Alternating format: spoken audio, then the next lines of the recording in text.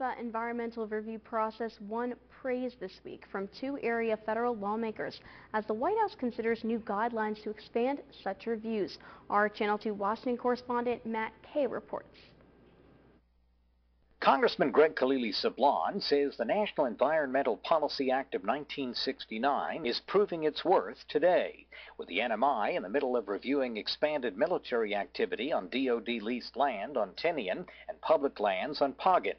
Sablan says if it were not for NEPA, the military might never have had to explain its plans to the public or estimate the environmental costs. And if not for NEPA, Kilili says the public would have had little or no opportunity to comment on or question the impacts. Sablan did not make his comments in person, but submitted them for the record, charged Republicans with holding Wednesday's Natural Resources hearing to slam new White House guidelines to include climate change effects in NEPA reviews. Kilili agrees NEPA reviews can be complex, tedious, and slow, but adds most in the NMI appreciate the thoroughness of the environmental impact statement NEPA required the military to prepare for Tinian and Pagan. Sablan says Governor Eloy Enos and other local elected leaders argue the process should be even slower and allow more time for public input, and the military has now agreed to a 60-day extension of the public comment period.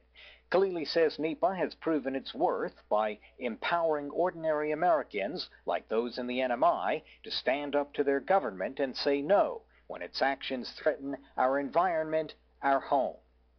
Meantime, Guam's Madeline Bordallo called on the Obama administration to incorporate climate change in agency environmental planning decisions, including on the military buildup. I would hope that the U.S. Navy would take potential sea level rise when developing military construction projects in Apra Harbor.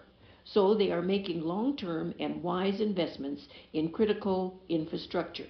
Bordallo argues the NEPA process allowed local stakeholders to voice their concerns about the impact of the relocation of Marines from Okinawa to Guam and the military's planned acquisition of private and public lands. She says DoD reassessed its needs, placing more relocation functions on existing DoD land. Bordallo says the process gave Guam a voice on the volume of military personnel, placement and construction of facilities, the impact of invasive species, and preservation of historic and cultural lands and artifacts.